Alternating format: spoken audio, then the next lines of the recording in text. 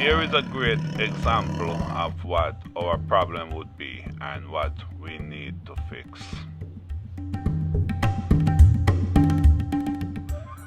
Let's take a brief walk around the house and look at the area that need to get looked at before we start on the installation.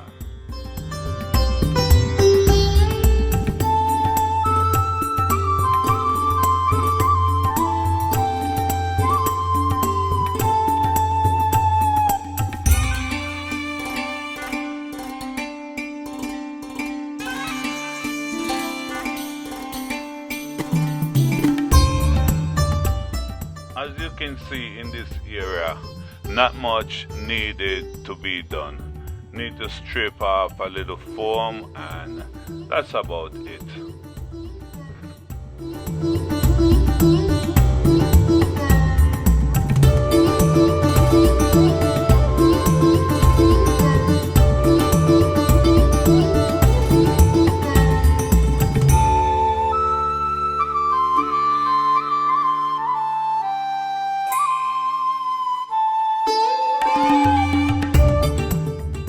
Now, as you can see here in zone 2, but we have the same situation as zone 1, where the wires are just dragging down and looking terrible. So we'll take care of this in a few minutes. Let's keep the video running and go to the next zone, which is the last zone.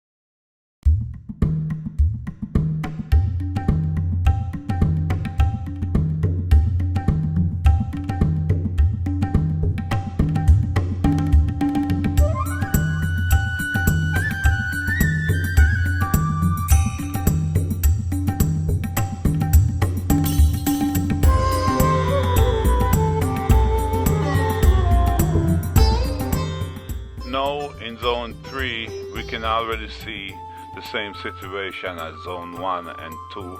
Wires are just hanging down and not looking real presentable.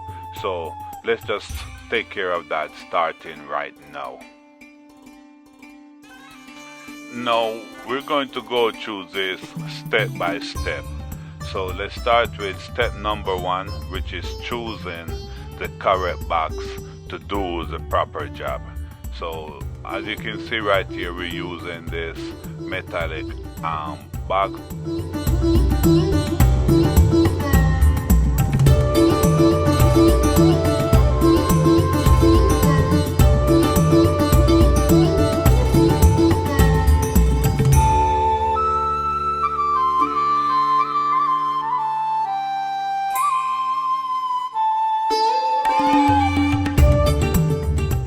Now as we proceed into step 2, which is to screw the box and what is the correct location to screw this box.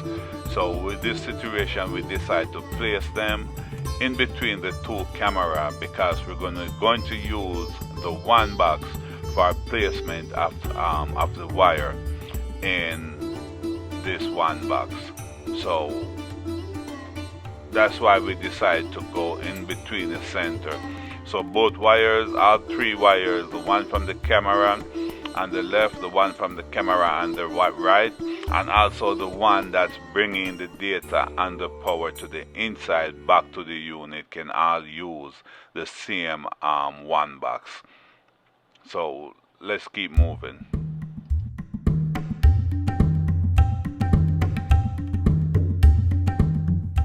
Now this box happens to come, well, we actually choose this box because of the dubs that you see us using there, where we can screw something like those little ends, the little tabs in, and seal up the end that we're not using. We don't have to bore any holes, the holes are already pre-drilled. You just have to screw those little tabs inside there and seal those ends. Reason why you need those ends to be sealed, because that would be a place where a lizard and spider and stuff like that will find a way to go inside there.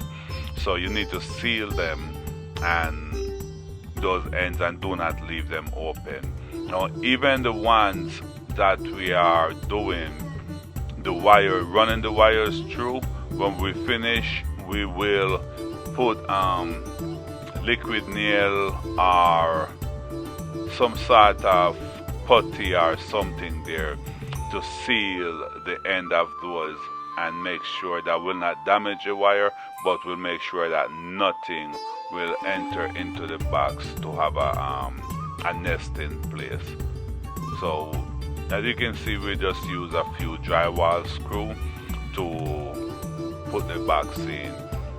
Now the next thing to do is to take the end off, which is step 3, arranging the cable. So to arrange the cable in this way, I did not want to get the wires all mixed up, so we'll take one camera apart and push those wires inside through the hole that we leave open, and then we'll take the power of the second camera, but we'll leave the cable on and put those in also, and then plug that one up back, and then we'll do the same for the other one afterward. That way when you go inside, your channel 9 and your channel 10 is not switched around. That's the reason why for doing it this way.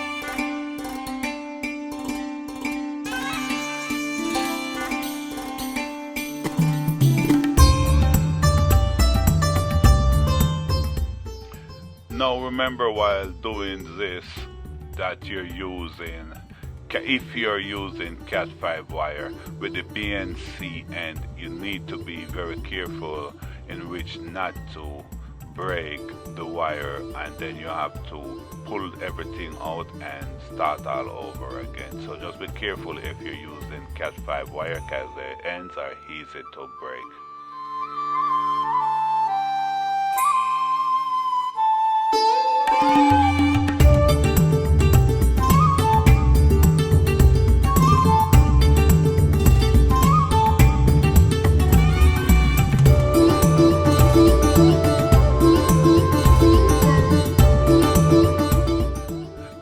Now we have purchased these covers, but apparently these covers is not the correct covers for this box. It's the same size and everything. The only issue here is that the screws, as you will see in a minute, are short.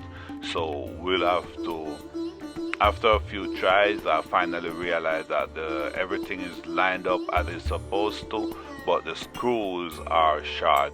So we have to actually get new screws and put the correct screws in it. So if you see any shift in the video I saw here, is that we paused the video, get some long screws that's long enough and screw it together. So we didn't skip any step, we just had to pause for a couple minutes, go search for some screws, come back and screw it up properly for you. And then we didn't want to delete this scene out or cut it out, because we want for you to see that stuff does go wrong at times, and as much as you plan and organize everything, something will go wrong some way, somehow, and this is a fine example of something going wrong where we had an issue with figuring out that the screws are too short. Kind of push us out a couple minutes trying to figure out what was the problem, why it's not screwing in, before we realize that we have an issue with the length of the screws.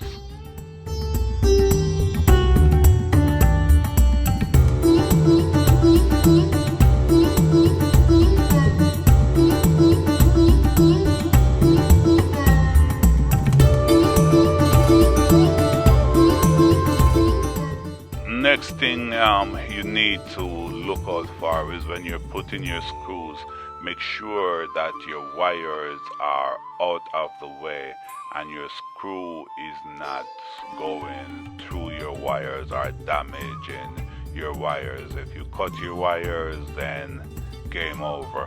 It's starting all over again. Maybe cut the ends off. Worse, if you damage the end of the camera itself, then you will have a big problem as to cut everything off and start soldering those ends. So just be very careful while installing the screws.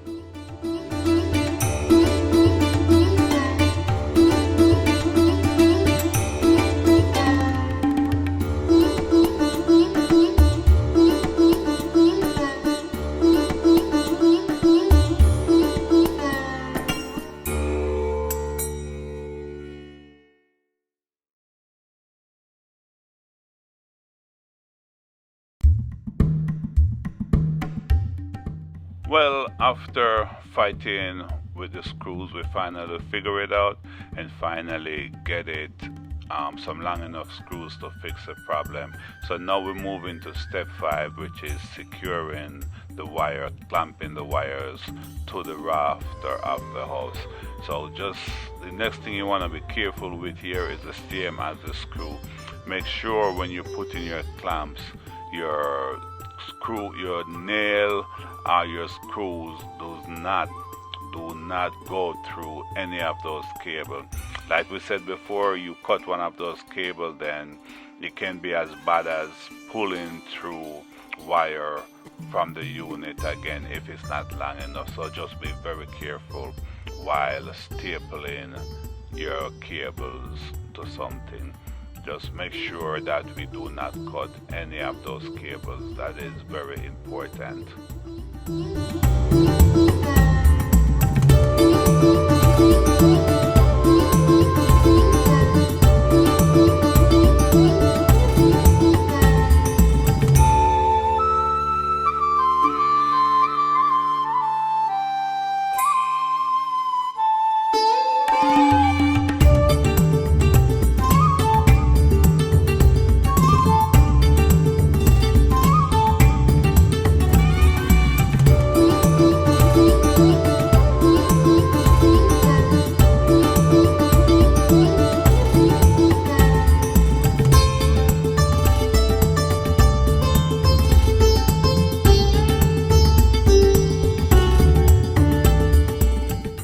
Now that we get to zone 2, it's pretty much a repeat of zone 1. Only difference is this time we put in the camera flat and looking up at what you're doing, just to give you a different angle and to give you another close-up view of what's inside. So you will see a lot of fast play and stuff going through here, because we do not want to make this video too long, so we'll be rushing through some of the scene or half of some of the scene, but just to get the video short and not to drag it out.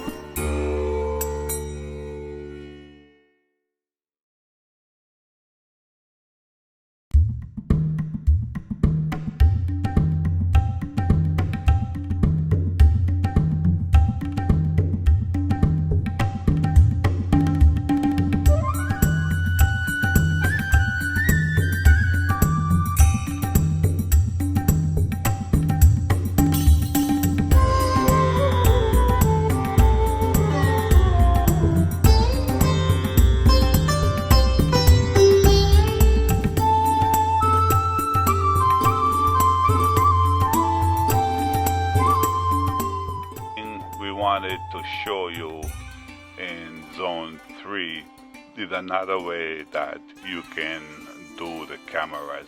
Now if you look close in a few minutes, you'll see that we take off all the ends and we did not secure them like we did before. We just take everything apart.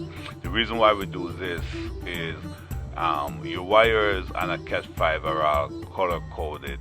So you got green with stripe, blue with stripe, you got orange with stripe, you got brown with stripe. So if you just look at your wires, the color from which you take from the left camera and which you take from the right camera, then you will know which color to add back to which camera when you're finished. And then you only need to know 2, which is like us, we use blue and orange as our video. So that's the only 2 you need to concentrate on. Then you need to break it down to just 1. So 1 color, 1 camera. So if you know you take your blue from your right, that's all you need. You take your blue from your right, so when you put it back together, you put it back your blue to your right. And it's as simple as that. Most of the time we'll take a little magic marker or a pen and mark B on the top of the camera or on the concrete, something to let us know that's blue, and which will tell us which one to put back on which end. And it's that simple.